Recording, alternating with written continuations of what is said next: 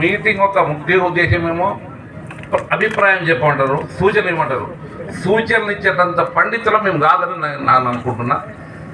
మాకు అటువంటిది ఇది కాదు.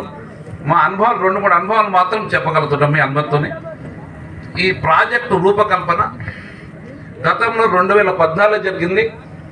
అనివార్య కారణాల వల్ల జీవో నెంబర్ 69 సస్పెండ్ చేసి ఈ సిఈ గారు చెప్పినట్టు ఎక్కడో నీళ్ళు ఇవ్వాలనుకున్నారు. ఇప్పుడున్న మన గౌరవ ముఖ్యమంత్రి రేవంత్ రెడ్డి వచ్చిన తర్వాత దాన్ని పునరుద్ధరించి 17 కిలోమీటర్ల దూరం నుండే వస్తే బాగుంటుంది వస్తాయని చెప్పి మళ్ళీ జీవం పోసి ఈ ప్రాజెక్టు రూపకల్పన చేసి కార్యరూపం కలిసినని చెప్పి వారికి నేను కృతజ్ఞత చేసుకుంటున్నాను. రెండవది, కొంతమందికి అపోహ ఉంది, ఏమన్నా మునుగుతుందేమో, నష్టమవుతుందేమో, ఇబ్బంది కలుగుతుందేమో.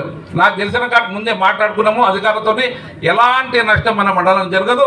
ఈ చెరువు ఉంది కదా, ఈ నీళ్లు యథాస్థితిన కొనయిస్తారు. యథాస్థితిన కొనయించినప్పుడు ముంపు ఆ సమస్యనే ఉండదు, నష్టపరిహార సమస్యనే ఉండదు. ఈ నీళ్ళు ఎంతవరకు ఉంటాయో అంతవరకు వాడుకున్న తర్వాత బల్ల నింపుతారు తప్ప పోయే అవసరం ఏమి ఉండలేదు. కావున ఎవరు భయపడాల్సిన అవసరం లేదు.